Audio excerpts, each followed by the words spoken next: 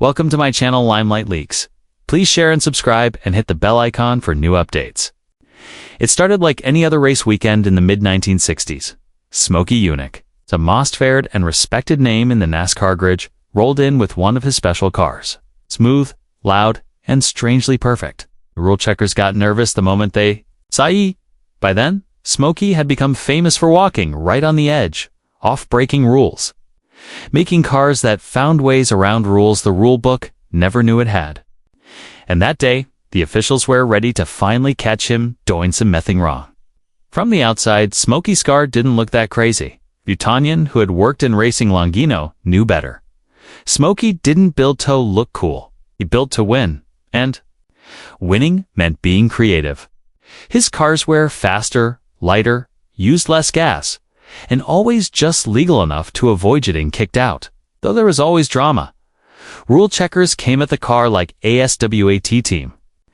They checked everything: how high it sat, changes to the frame engine parts, but what really caught their attention was the gas system. NASCAR had tough rules about how much gas a car could carry, both for safety and fairness, but something about Smokey's setup felt wrong.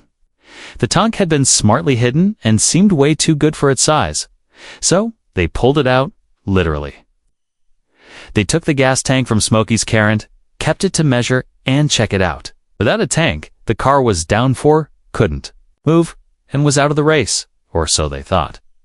What happened next is the stuff of racing stories. As the officials argued over gas line rules and tank sizes, Smokey calmly walked over to the car, lifted the canal gas tank onto his shoulder, turned the key, and the engine started up. The sound wasn't just a roar. It was like he was making a statement. Without saying a word, he got behind the wheel, put it in drive, and drove the car out of the checking area.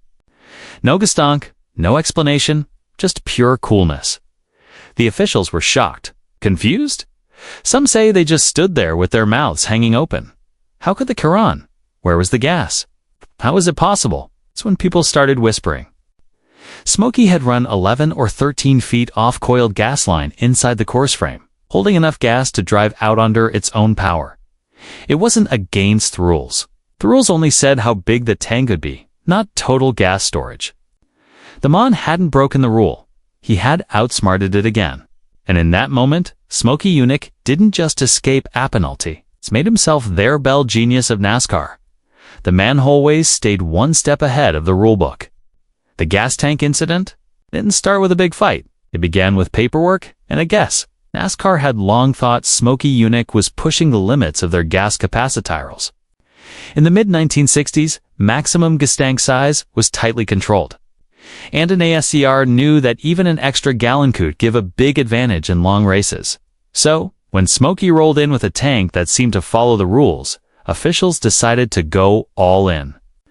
They took the tank from his car, set it aside, and got ready to check it alone. It measured exactly within legal limits. Case closed. Not even close. What the checkers didn't know was that Smokey's real trick wasn't in the tank, was in everything. But the tank?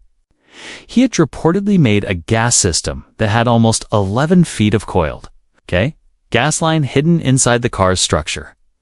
Every foot of tubing was made to carry gas, working like a second gas holder, In total, it added enough gas to match a small tank, a master move. In smart engineering and gray areas.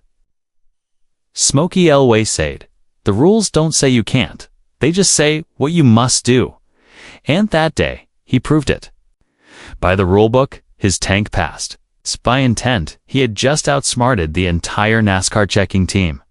Even more shocking than finding the coiled gas line was what happened next. After that was taken out and Smokey's car was supposed to be undrivable. Heckamley walked over, lit his cigar, got in the car, turned the key, and it started. The look on the checkers' faces said it all. He drove the car away with no visible gas tank, leaving behind shocked silence and a cloud of exhaust. Smokey's answer, when asked later about it, was legendary. They forgot to take the rest of the gas system.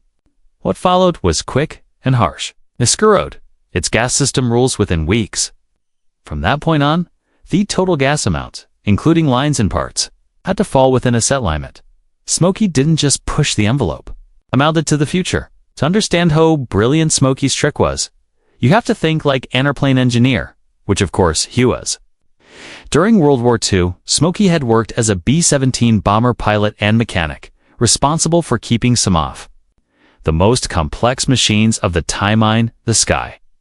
That background gave him a mastery of systems engineering, weight balance, and heat control. It also taught him how to figure things out under pressure. When he used those skills for racing, Smokey looked at race cars not as vehicles, but as compulse systems, machines where every part could be made better or reimagined. He saw loopholes not as cheating, but as invitations. Coiled gas line, trick weather 11 or 13 feet, depending on who tells the story, wasn't just a prank. It was a calculated engineering choice. Lines at the time weren't controlled in length or width. Smokey used that to his advantage, carefully making a setup that held enough gas in the linus alone to drive the car. Even with the tongue taken out, the lines were reportedly worn through the roll cage or underbody, shaped and hidden to avoid bung found. Smokey likely used wider tubing, increasing volume without raising suspicion. As a result, a hidden gas holder that went against normal thinking and made a joke off the rules as they were written. To doubters, it sounded impossible. But that was the magic of Smokey Yunick. He didn't just innovate. He innovated so cleverly that even after the fact, people weren't sure what they'd seen. The car started, the car drove, and nobody could prove exactly how. It was part science, part showmanship, and entirely Smokey. This wasn't a man building cars to meet the rules. He was building cars to beat them. The genius of Smokey Yunick's gas system was a known simple fact. He didn't break thorough, he went around it. NASCAR's rules at the time said how big a maximum gas tank could be. It said nothing about the length of the gas lines or total volume of the system as a whole. Smokey read the rulebook like a lawyer with a wrench. He found the gaps and built his strategies around them. In his mind, if the rules didn't clearly ban anything, then it was fair game. That kind of thinking didn't just give him a competitive edge. It changed the game. What he built was a system that met the rulebook's letter, not its spirit. And in racing, that difference often determines who wins and who watches. Officials were furious. They felt Smokey had embarrassed them. Fans were amazed. Other teams were jealous. NASCAR learned a lesson. The governing body had no choice but to update its rules to include total system capacity, making sure no one else could pull the stunt up. But by then, Smokey had already made his point. The race wasn't just on the track. It was in the garage, in the gray areas of rules, in the invisible chess match between creativity and enforcement. Smokey Yunick didn't cheat. He beat the rulebook. And in doing so, he reminded everyone watching that being brilliant isn't about following rules. It's about seeing what lies just beyond them. Smokey Yunick didn't cheat. He just understood the rulebook better than anyone else. The gas system stunned NASCAR's checkers wasn't some wild trick. It was a masterclass in legal loopholes at the time. So the rules clearly stated how large a gas tank could be. What they didn't specify was how long the gas line could be. It's how thick it could be, or how much gas the entire system could contain. Smokey saw the blind spot and built a solution right through it. His so-called 11-foot gas line ran through and around the chassis, reportedly wound through the roll cage, under the floor, and wherever else he could hide it. Every bend, every inch was perfectly engined to maximize volume without drawing suspicion. The result, a car thought could legally hold several extra gallons of gas without violating a single word in the rulebook. His reaction was pure frustration. Yes, that tank was legal. Skias, the gas line, wasn't controlled. And yes, Smokey had driven the car away without a tank. They were embarrassed, but they couldn't kick him out. In fact, the moment became so famous that Smokey himself fouled later joke, it wasn't cheating if rules didn't say. I couldn't do it. But make no mistake, Smokey's goal was never to simply bend the rules. He was showing NASCAR that if they wanted to write a rule book, they'd better make it airtight, because if there was daylight between the lines, he was going to race a car right through it. NASCAR quickly rewrote the rules to include total gas system, volume, closing the loophole. But by then, Smokey had made his point. Rules erringly as strong as their wording. And innovation always moves faster. The no-tank drive-off story has lived in garages, race shops, and pit lanes for decades. It's become one of racing's most retold legends. But did it really happen exactly as told? That's where the lean between fact and folklore starts to blur. Smokey never denied it. Kay talked about it in multiple interviews over the years. But he always did sueth, a twinkle in his eye, leaving just enough mystery to let the legend breathe.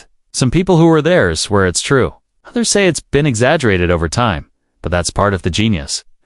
Smokey didn't just build fast cars. He built stories. Stories so good, they didn't need to be confirmed based, they felt true because they could be true. With a mind like Smokey's, who's to say they weren't? The beauty of the tale lies in its believability. Given Smokey's engineering background, given the Vega Rulebook, given his known history offending convention, the story fits perfectly within his mythos. Whether he actually drove off without a tank or whether it's been juiced up over time lows, it doesn't matter. What matters is that people believed it. That belief has kept the story alive for decades. Mechanics tell it to new workers. Fans share it on forums. Kaminoators talk about it during races. Each time it's told, Smokey Yunick's legend grows a little more powerful. Cousin Thorold. Of racing, especially NASCAR, reputation is everything. And Smokey's reputation wasn't just for bending metal, but for bending minds. If the greatest move he ever made was getting people to believe he pulled off the impossible, maybe that was the win all along. If Smokey's gas stunt was at checkmate, NASCAR's response was swift, within weeks. The rulebook was up-to-0, prevent anyone from copying his move. From then on, total gas system capacity, not just the tank, would be measured and restricted. Gas lines, fittings, hoses, everything was now counted. Smokey had forced their hand. The sport had no choice. The credibility of NASCAR's inspections had taken a hit. Smokey hadn't just embarrassed a few officials. He had exposed major flaws in how the sport controlled its most basic mechanical systems. It was a slap in the face and a wake-up call. Privately, NASCAR officials were furious. Publicly, they remained diplomatic, careful not to give Smokey any more attention than he already had.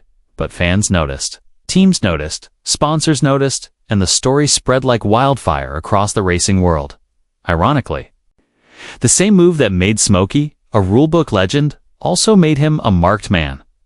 From that day forward, tech inspectors treated his cars with even more suspicion.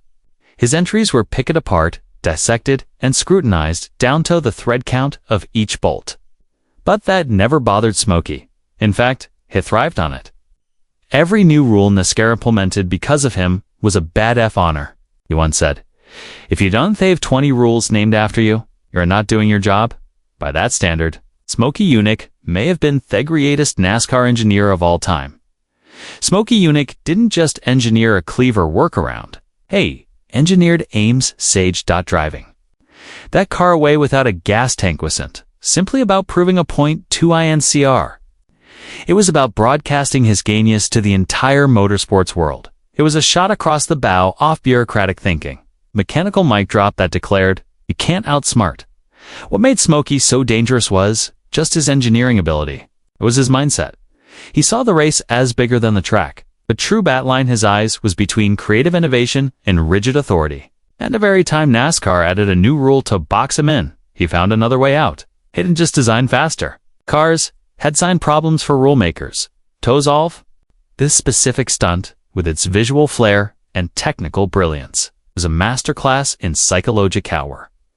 Smokey knew how to get under people's skin, how to outmaneuver not just competitors, but the very systems that govern the sport, and he did it with a smirk and a cigar, never letting anyone him sweat.